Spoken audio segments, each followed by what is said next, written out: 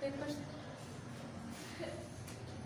हमारे स्कूल में इम्तिहान शुरू हो रहे हैं तो उसकी तैयारी के लिए मैं मैम के पास जा रही थी।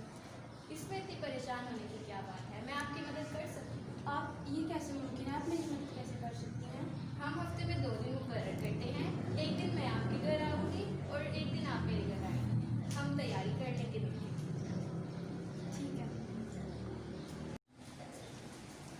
अस्सलाम वालेकुम इंशा। वालेकुम सलाम फ़िहाम।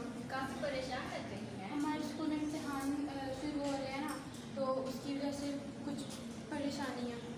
इसमें इतनी परेशानी वाली क्या बात है? आपको कौन से सब्जेक्ट में प्रॉब्लम है? साइंस और इंग्लिश में ज़्यादा प्रॉब्लम। उर्दू अगर देखें तो हमारे उसमें अच्छे नंबर आ जाएंगे। इसमें इतनी परेशान होने वाली कोई बात नहीं है। हम हफ्ते में 2 दिन मुकर्रर करते हैं। एक दिन आप मेरे घर आएंगे और एक दिन मैं आपके घर आऊँगी और हम मिलकर तैयारी कर लेंगे। अस्सलाम वालेकुम इंशा। वालेकुम सलाम फ़िहाम। काफ़ी परेशान लग रही हैं आप।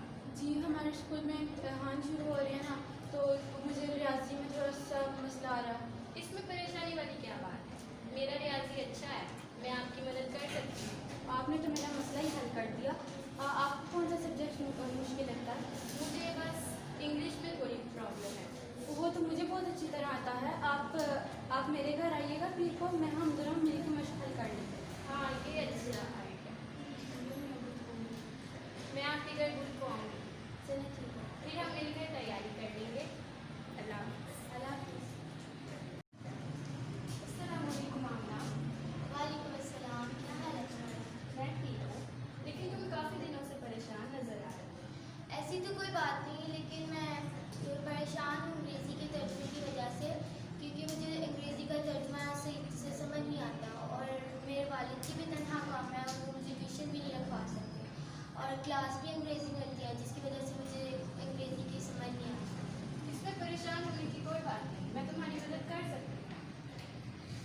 बहुत शुक्रिया तुम्हारा, तुमने तो मेरा मसला हल कर दिया। और तुम बताओ तुम्हारे इम्तहान की तैयारी कैसी है?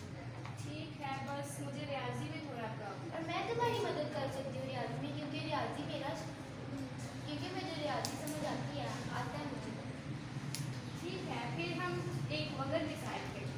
मेरे पास एक मंसूबा है। हमारे पास ब्रेक का वक्त होता है, तफरीह का। हम उसके अंदर अपनी पढ़ाई के सिलसिले में बातचीत कर सकते हैं। मैं तुम्हें अंग्रेज़ी का तर्जुमा सिखा दूँगी और तुम मुझे हिसाब